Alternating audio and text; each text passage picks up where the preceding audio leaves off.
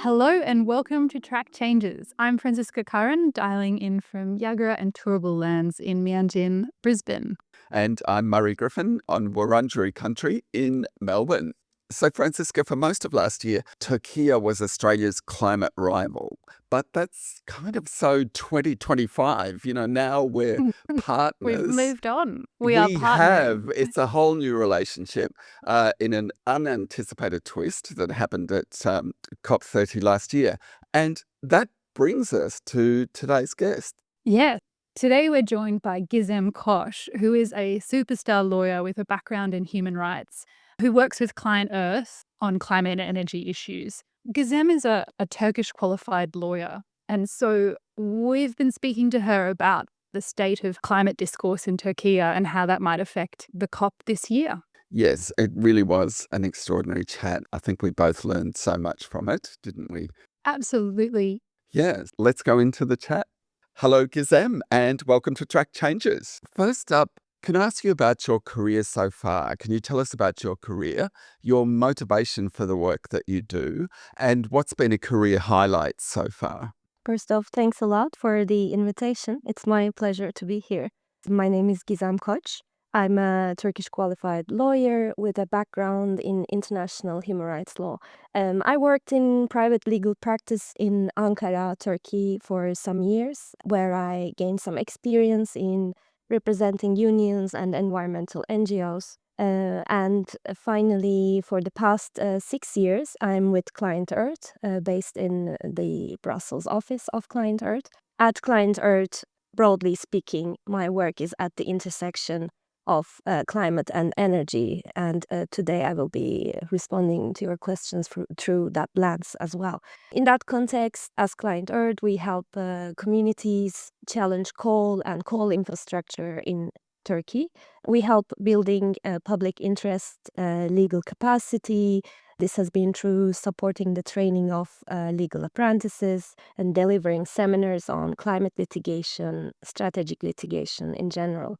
So we also do a bit of advocacy to strengthen climate legislation and governance in Turkey and also in some other countries. More recently, I'm also supporting the work stream that looks into the social and environmental impacts of data centers, in particular their energy use. A big topic. Yes, it is actually bigger than I thought in the beginning. So you had asked about my motivation.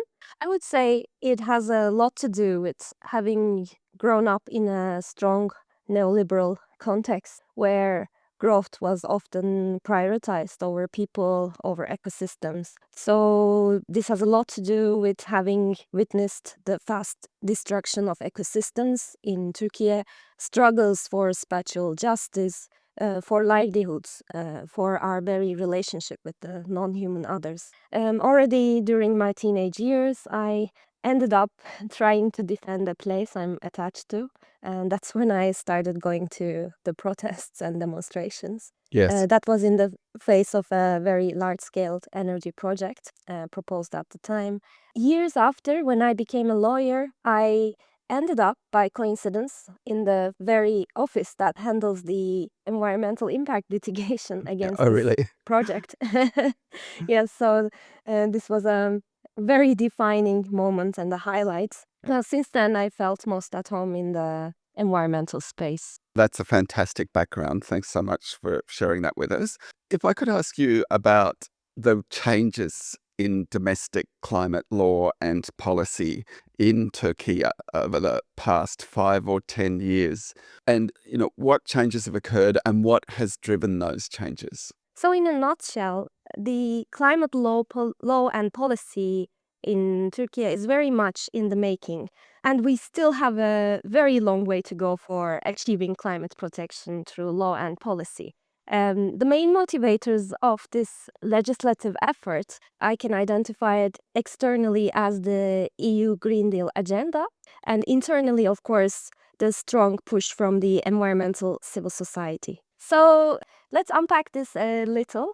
I can start by pointing out the year 2021, which was the key moment in terms of climate law and policy in the last decade. This was when the Green Deal Action Plan was published by the Ministry of Commerce, and it was later adopted by the Presidency of Republic. The Green Deal Action Plan is a roadmap for Turkey's adaptation to the EU's Green Deal agenda. So maybe for your listeners, a small recap of EU Green Deal agenda here might be useful. It is the European Union's overarching plan to make its economy sustainable and climate neutral. It was launched in 2019 and is still ongoing. It covers almost every sector of the economy, includes policies to expand renewable energy, improve energy efficiency, policies about circular economy practices, protection of biodiversity, and so on, alongside, of course, the European Union's overarching climate targets. So the EU Green Deal agenda also has an external dimension that is very important for Turkey. This is called the Carbon Border Adjustment Mechanism, abbreviated as Yeah. CBAM. It is basically a mechanism to prevent carbon leakage by putting a carbon price on certain imports. So this is where Turkey comes in. EU is one of Turkey's main trade partners. Around 40% of all Turkish exports are destined for the EU. So protecting the Turkish industries from the impacts of CBAM has been a huge consideration on the part of the government. But also EU has a larger impact on Turkey beyond the CBAM considerations. As you know, the country has been a very long-term candidate for the EU accession. This of course brought the requirement of aligning some of the country's environmental legislation with that of the EU. Over decades, this shaped the institutional culture so much that even when the EU-Turkey relationships were more rocky in the past few years, the regulatory alignment kept on as an undercurrent at the level of bureaucracy. When a new area is to be regulated in Turkey, EU remains to be the main and primary reference point. So going back to 2021, this was also when the Paris Agreement was finally ratified by Turkey after 5 years of a standstill. The same year, Directorate of Climate Change was established as an affiliate organization of the Ministry of Environment. This entity is the institutional backbone of climate governance in Turkey at the moment. Again, Climate Change and Adaptation Coordination Committee, which was a previously existing entity, it was redesigned and repositioned as the main decision maker in the climate governance structure. The same year, there came the pledge to become net zero by the year 2053. However, it would take 4 more years before this commitment could become legally binding, which brings us to the climate law, which was adopted last July in 2025. So the process of its adoption is interesting. A first draft of this law was proposed already in 2021. It took various different drafts and 4 years for it to become the law. So basically, this is a law that makes Turkey's NDC and 2053 net zero pledge binding. It sets the main principles and institutional framework for climate action. It also establishes an emissions trading system. As in many framework climate laws, this is a very high level, leaving a lot to the secondary legislation that is at the moment being proposed by the relevant authorities. So now we have draft regulations on the ETS, the emissions trading system, on taxonomy, on local climate planning, with many more draft regulations to come. This is the background against which I say that climate legislation is very much in the making. It's a very dynamic field. And I had also said that there is still a long way to go. The climate law is certainly a very important step, but it is below the expectations of the civil society, particularly because it lacks ambitious climate targets, a commitment for fossil fuel phase-out, a coal phase-out. It has deficiencies in terms of the clear definition of duties of the government. There are significant shortcomings overall. Another area for concern remains to be public participation. So public participation in the making of climate policies remains to be limited. The law does not have the adequate guarantees for this. Civil society is not adequately consulted. There are also concerns about policy coherence. Of course, for example, shortly after the adoption of the climate law, another piece of legislation was introduced. This new legislation allowed mining in the protected areas. So nowadays in Turkey, the NGOs are working hard to address these shortcomings. Okay, that's wonderful. Thanks so much for that answer. I have, just before I hand over to Francisca, who has some questions, and I'll come back. The last question from me just now: are there deep divisions between the various political forces in Turkey on the issue of climate change? Well, firstly, a key divide is between the government and much of the environmental civil society. The government tends to prioritize adaptation, access to climate finance, market mechanisms, and waste management. In its approach to climate change, there is less emphasis on mitigation. And as I said before, there are no clear commitments to phase out coal. By contrast, environmental civil society is largely aligned around the need for ambitious emissions reductions, at the very least, a climate target that entails gross emissions reductions starting from today, and of course, fossil fuel phase out. That said, civil society is not completely uniform. There are internal debates, particularly around the desirability of market mechanisms like the emissions trading systems, and also around how to and how much to engage with the government in light of the systemic challenges before public participation, but also in light of the current human rights context. Maybe more important to mention, another emerging divide is around climate denialism. For now, denialist discourse remains relatively marginal and contained, but there are signs of it growing. If I was to unpack this a little, overall, the climate awareness in Turkey remains to be relatively high. Surveys show that a large majority of people are concerned about climate change. They expect climate change to affect them personally, especially in terms of drought and water scarcity in Turkey. Many also recognize its anthropogenic causes, that is human-induced. And also importantly, climate change is not yet a major societal fault line compared to other political tensions existing in the country. So in that sense, climate change is less polarizing. And this is also perhaps one of the reasons why denialist narratives have not become dominant. That said, we did see denialist discourse gain visibility particularly during the adoption of the climate law. Yeah.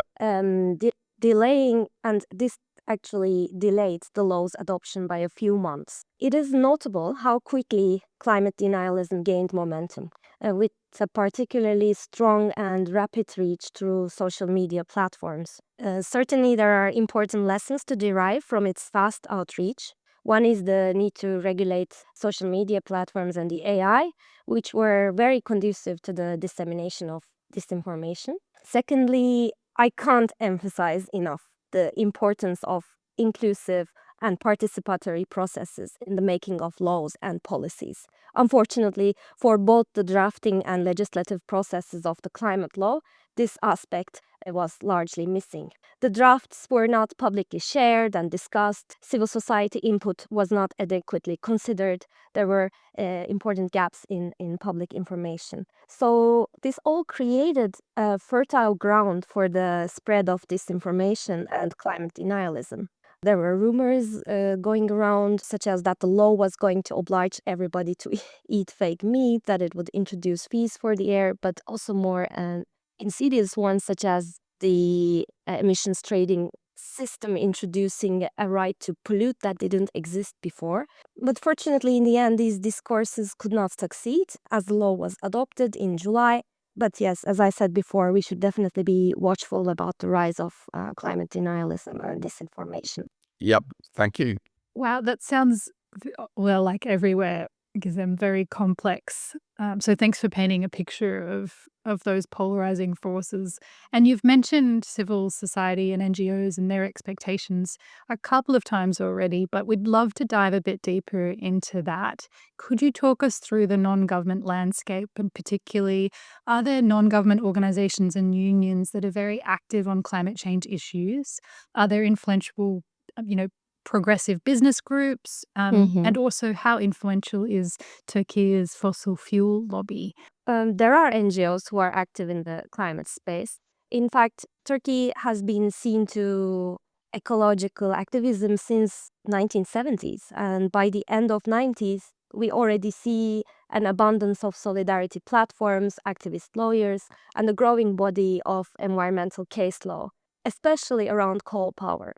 Today, there is an abundance of local NGOs, village protection associations defending their lands against mining and other extractive projects. A key coalition to watch is the Climate Network of Turkey.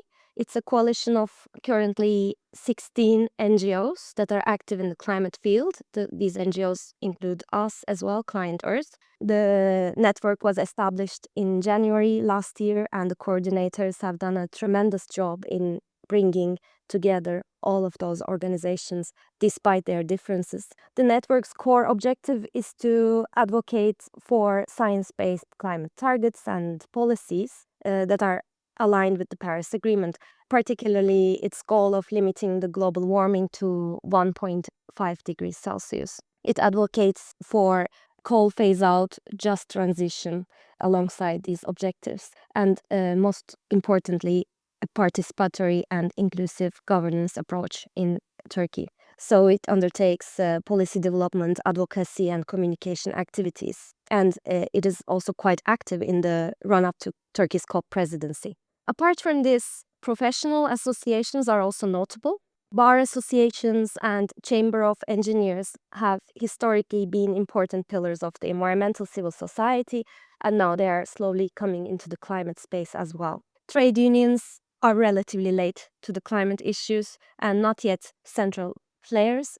Some trade unions are engaged in the just transition discussions, but this is not at the desirable level yet. On the business side, there are some progressive signals, especially from export-oriented sectors such as steel. Here I should remind the potential impact of CBAM on these industries. But overall, it is hard to say the business community is consistently pro-climate. Their engagement might be mixed in some cases. Business actors usually push in the opposite direction. One example was the adoption process of Turkey's industrial emissions regulation. We saw some pushback from the business community there. As to your question about the fossil fuel lobby, especially coal lobby in Turkey is still very influential. We often see the lobby priorities translating into public financing decisions and regulations. One example was a very recent presidential decree that changed the investment in incentives regime in Turkey, and we saw in that a lot of the coal lobby proposals were taken on board.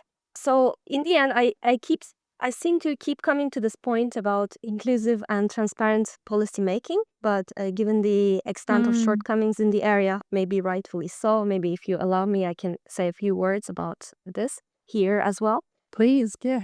There are both NGOs and e-NGOs and business entities active in the climate space. But despite this, there is a very large discrepancy in their representation before the government and climate change authorities. For example, key governance bodies like the Climate Change and Adaptation Coordination Committee, which was designed as the main decision maker in the governance landscape.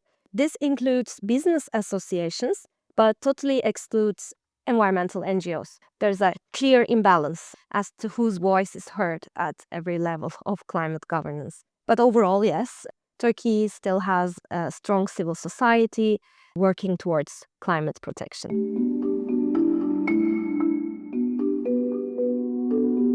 So we'll be back with Gizem shortly, but just before we head back, we wanted to let you know about a new podcast that Francisco and I have started up called Earthed. That's right, Murray. It's called Earthed, and it's a quick weekly fix of climate, nature, and sustainability news from all around Australia. Yes, and not only is there a podcast, there's actually a free newsletter. So check out the pod, and you can also sign up for the free newsletter at our website, which is earthed.au. EARTHED.au. Newsletters out every Monday, podcasts out every Tuesday. Check it out, see what you think. And let us know. EARTHED.au.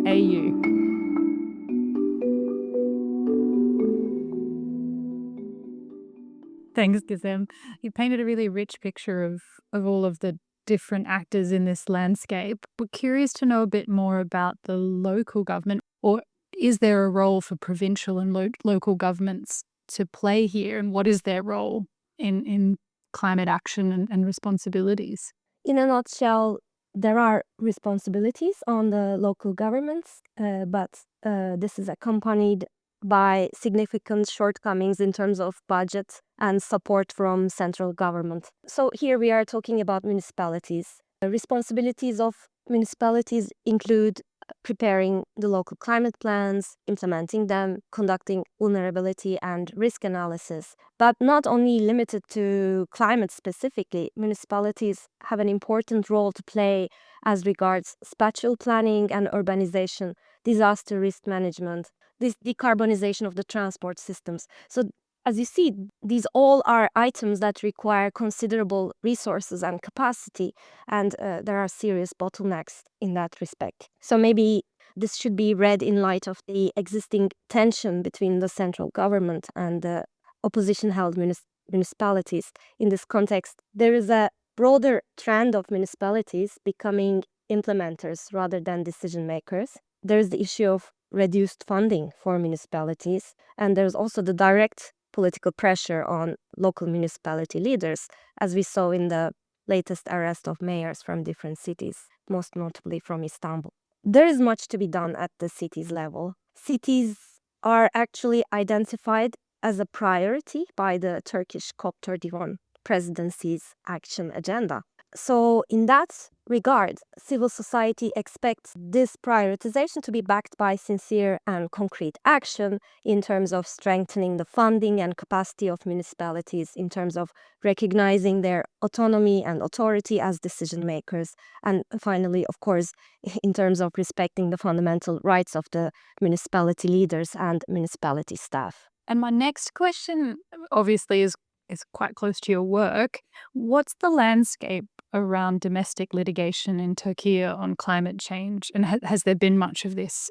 In a way, yes. If we take the broader definition of climate litigation to include challenges against specific fossil fuel projects, there have been plenty. NGOs have been litigating against coal power plant projects since 1990s. Initially, this has been on environmental grounds. In fact, some of the cases from that period ended up before the European Court of Human Rights, therefore contributing to the European environmental jurisprudence.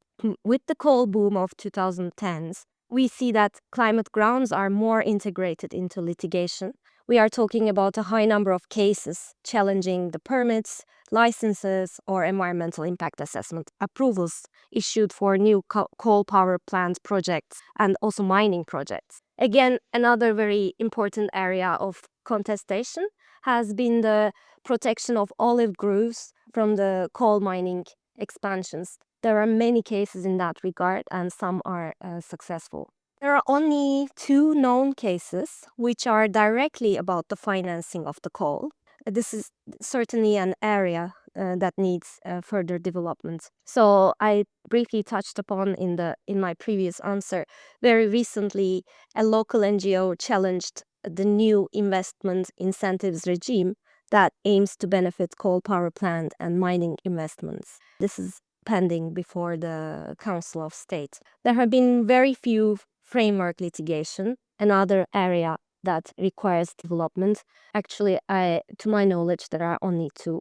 These are, so when I mention framework litigation, I'm talking about cases that target governments or corporations' overall climate policy or climate targets rather than targeting specific projects or policies. Okay. This is often this is often what people understand when they hear climate litigation. So this is a term used to describe cases such as Uganda Foundation in Netherlands, Klimaseniorin and Schweiz in before the ECHR, Milio Difensi versus Shell, and so on. So they concern the climate targets and policy in their totality. So there are two cases in Turkey. They are both challenges against Turkey's NDCs, one against the NDC that was submitted in 2023 and one against the more recent NDC 3.0 that was submitted back in November. So this one, the second one, is also ongoing before the Council of State. More broadly, litigation also plays a strategic role. This is, of course, in terms of raising public awareness, but in Turkey, it also has another function of familiarizing judges with the climate change. Educating judges is a more important point than it sounds initially, because in Turkey, judges do not have the opportunity of specializing in environmental or climate law. There are no specialized courts. The resources are very limited. So in that sense, litigation has this pedagogic role as well, and it is certainly in its infancy, but we will see much more in that space. So over to you, Murray. Thanks, Gizem. How would you characterize Turkey's approach to international climate negotiations? Has it changed much in recent years, or are there particularly significant positions that you've seen Turkey take in the international arena? Turkey's approach in the first half of the past decade can be characterized by a sort of exceptionalism. So this comes against the background that historically Turkey was classified among developed countries under the UN climate regime. I will not go into technicalities so much unless you would want me to, but this is because Turkey is an OECD country. It was listed in the annexes of the UNFCCC, so it had additional obligations in comparison to developing countries. Successive governments have contested this classification, arguing that it does not reflect the country's economic reality, that Turkey is a developing country. One big fear has been that this classification could limit Turkey's access to climate finance.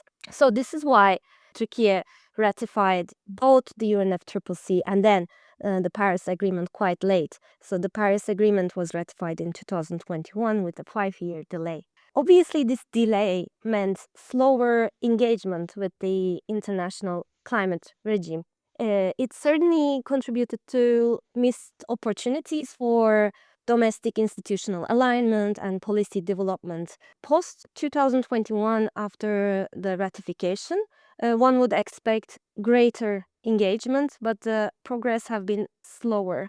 Areas for potential engagement included initiatives like the Powering Past Coal Alliance, more leadership in transitioning away from fossil fuels agenda.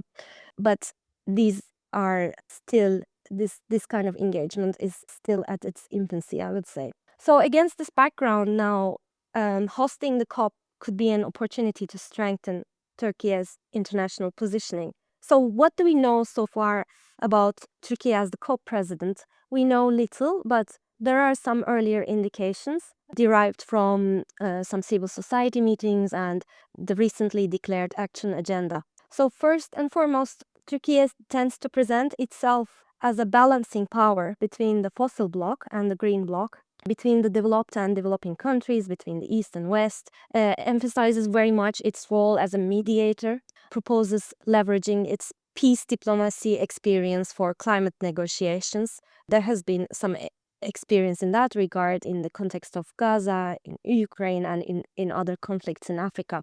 There is a lot of emphasis on building trust and consensus, as in the previous COP. There is even some promising rhetoric on the transitioning away from fossil fuels agenda. I'm very careful in saying this because this is only based on some verbal statements from the authorities that Turkey may take some steps, But unfortunately, these statements were not reflected much in the action agenda. So the action agenda was declared. It has 9 priorities. The first one is zero waste, followed by youth and education, food security, green industrialization, and so on. I would recommend that you check this if you haven't already. And the international feedback process will be open on 1st of April. So yes, this is what we know so far. Thanks so much for that. Mhm. You mentioned earlier, Türkiye's latest international pledge, its latest NDC. What are some of those significant features of the latest NDC? So the NDC 3.0, as we call it, envisages an increase in emissions until the year 2038. The 2035 target is a level of 643 million tons of CO2 emissions, including the land use change and forestry sector. So overall, this corresponds to about a 33% increase in the emissions from the current levels. In that sense, it is not aligned with the mitigation pathway.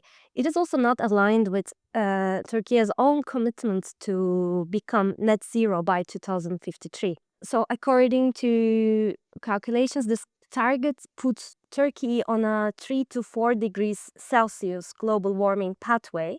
What I mean by that is if all countries were to follow Turkey's level of ambition, warming would reach over 3 degrees Celsius and up to 4 degrees Celsius degrees.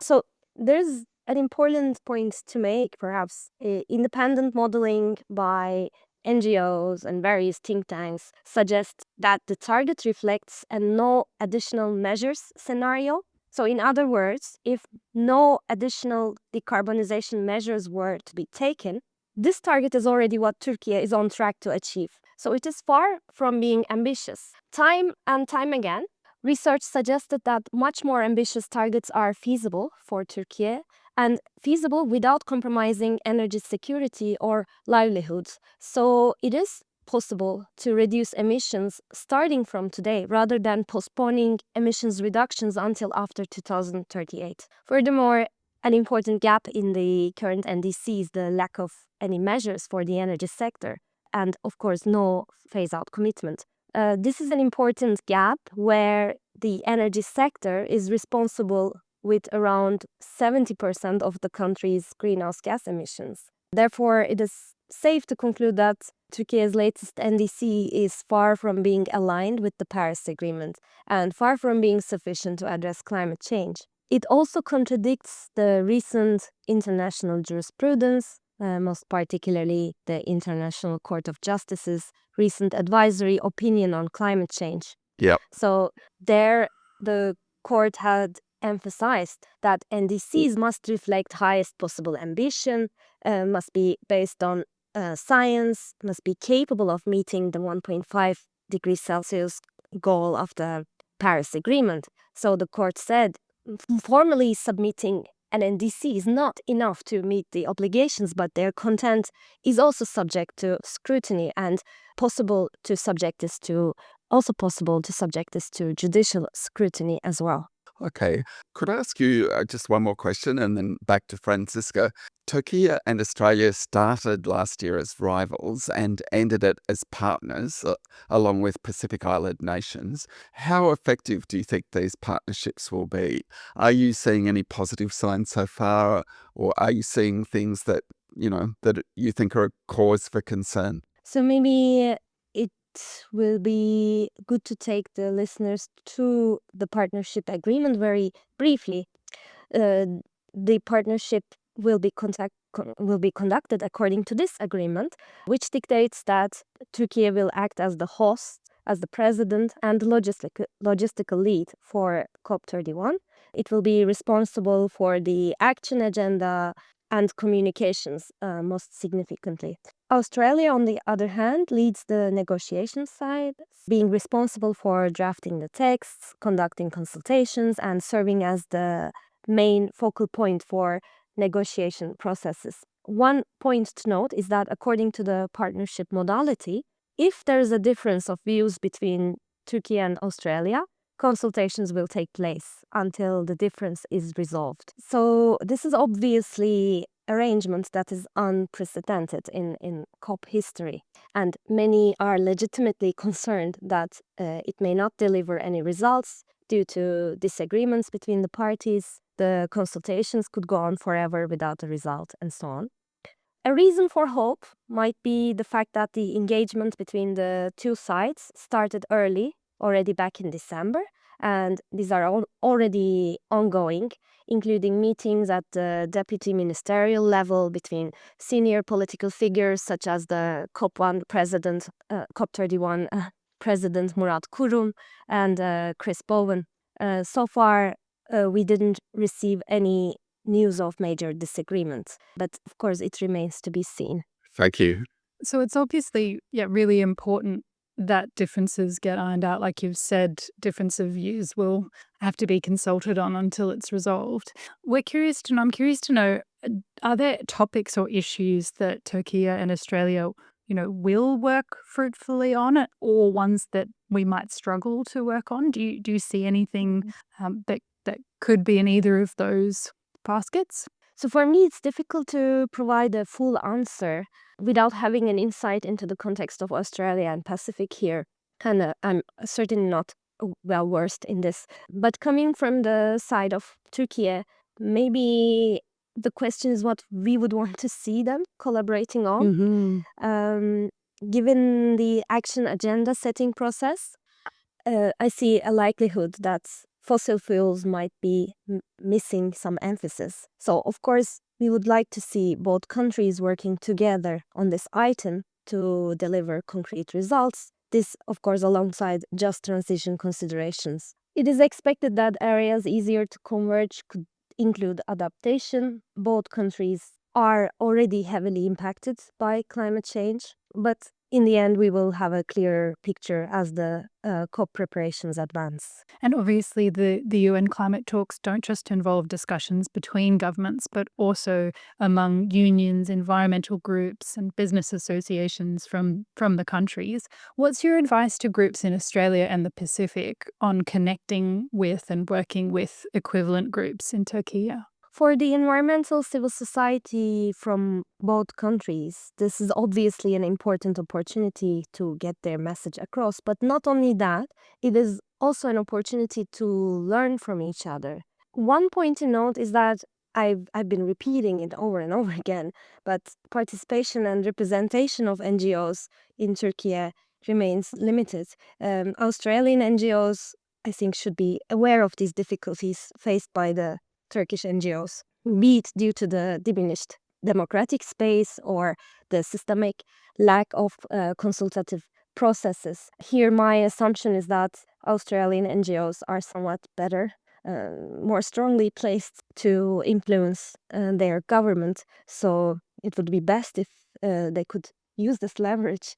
While we can expect significant leadership in terms of climate targets and fossil fuel phase-out agenda from Turkish NGOs, issues such as the rights of indigenous peoples are likely to be led by Pacific and Australian NGOs. And I suppose you've touched on my next question, in that I guess the Australian NGOs might have a greater ability to influence from the Australian side. But is there anything that these groups in Australia and the Pacific should specifically be urging their governments to do to support and ensure the partnership with Turkey delivers ambitious results, in addition to what you've mentioned?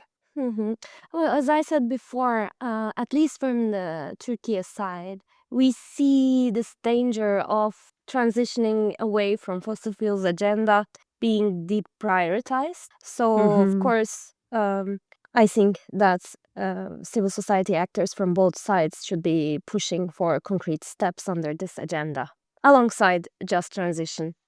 Yes. Terrific. Thanks so much, Gizem. And just one final question, and it's a question we ask every guest. What fact or insight do you wish was better known because it would help us to move faster to a cleaner, greener, better world? For me, this is the fact that the world's highest court very recently delivered a decision that confirms the obligation of states with respect to climate change.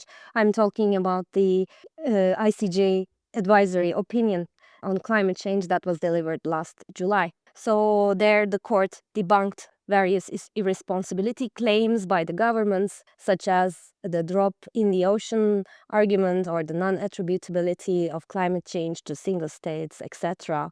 Well, it had important indications about the obligation to submit the NDCs, as I mentioned before. It said investing in fossil fuels might constitute a breach of international law.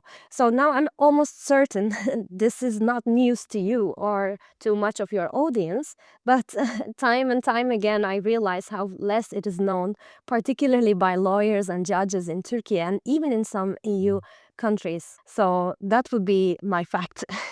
That's wonderful. And thanks so much, Gizem. That's been a fantastic discussion. So we It really has been. appreciate your time. Thank you. Gizem, it's Thanks so much really, for really having me. interesting. Wow, Murray, that was fascinating. Gizem is fantastic. I found that so rich and insightful. It was a wonderful chat. Yeah, I really learned a lot. A couple of things sort of stood out for me, I guess. Firstly, I think it's important that Gizem makes the point that there's a possibility that Turkey won't push hard on a fossil fuel phase out. And I think many people have the same concern about Australia's level of commitment on that issue. So I think it underlines how important Pacific Island nations will be in keeping that crucial issue at the forefront. Don't you reckon that's the case? Yeah, I totally agree. And I think we're all still learning and waiting to see exactly what the role of Pacific nations, besides the pre-COP event that will obviously be held in the region, what their role will be and how that expertise can be leveraged. That Pacific nation negotiation, climate action expertise can be leveraged in the COP. Yep, absolutely. One other thing it made me think of, Gazem's comments suggest that Australian unions could play a role in connecting with and assisting their Turkish counterparts on just transition issues and broader climate issues, Yep. because Gazem was making the point that unions are sort of a bit late, generally speaking, To the party. a bit late to the party in Turkey. So I don't think that's the case for Australian unions at all. So possibly a role for some cooperation there. Yeah, that's right, Murray, because obviously Turkey and Australia do have some, common large industries. And Gizem was saying that there's some early signs of positive movements from industry in Turkey, particularly because they will be impacted by CBAM and the EU Green Deal. So there'll be interesting kind of overlaps there, as Australia is also talking about, cross-border climate adjustments, carbon adjustments as well. Yeah, I found it really interesting to hear Gazem talk about how influential the EU's approach has been in determining Turkey's climate approach. I had no idea that was the case. Yeah, but it absolutely makes sense, and she explained it with a lot of clarity. So that'll be really interesting to watch. But in addition to what you just said about unions, I think she also explained opportunities for collaboration in the non-profit and the climate and environmental movements as well. And I was reflecting that last year, in the lead up to this decision, there was a lot of a talk in the Australian NGO space around, what campaigns and what they'll do to prepare for COP if it happens in Australia. And now, obviously, it's not here, the main event's not here, but Australia's still got an important role. So we're looking, I guess, pivoting towards what collaborations can happen between Australia and Turkey to maximise, the benefit, the impact of COP this year. Yes. So I'm kind of, I'll be looking and careful to see any of that discourse happening as well, because I haven't seen too much yet, but it must be coming. It must be happening behind the scenes, or it must be Yes. on its way. Let's hope Oh, so. I'm sure. Yeah. Yep. I also really appreciated Gizem bringing up the ICJ advisory opinion on climate change again. And I know we've had another podcast episode about this as well, and it's such an important one, but it does feel like it shouldn't need to be said. It shouldn't need. And she mentions that everyone already probably knows about this in our listener base, but I do think it's worth raising it again and again. Yeah, absolutely. That was a really important point, that International Court of Justice opinion, which was a very powerful decision, which kind of COP30 I think in a way just through inertia, because these things maybe take a bit of time to seep through Yeah. Yep. into the consciousness of negotiators and so on. That opinion, that extraordinary opinion, didn't influence COP30 much. But I think we can see the signs here. There is no way that the ICJ opinion will be kept out of COP31. No, absolutely. So it's, I know she said that we all know about it, but it's good to mention it again. Yeah, absolutely. One other point in terms of an industry sector, I guess, where there seems to be a lot of potential for collaboration is the waste sector. Gizem mentioned the waste sector briefly, and I have heard I have seen other indications that Türkiye is keen to get some action on reducing emissions from waste. And so that seems like an important opportunity for the Australian waste sector to work together with counterparts from Türkiye to get some strong action on that front as well.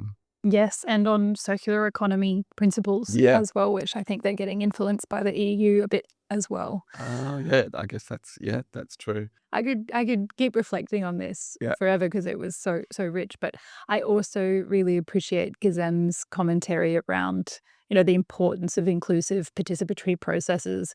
I think obviously it's hugely important for her and from her experiences and in Turkey, but also in Australia, in particular in the making of climate laws and policies. And I just think that also needs to be elevated in discourse. Absolutely. Yeah, that's a really good point. Gazem was very keen to emphasize that, and Mhm. rightly so. Well, thanks very much for tuning in, people. We really appreciate it. If you liked the episode, please rate it and review it and share it with your friends and colleagues. And also don't forget to check out our other brand new podcast called Earthed. See you next time. See you next time. Thanks for joining.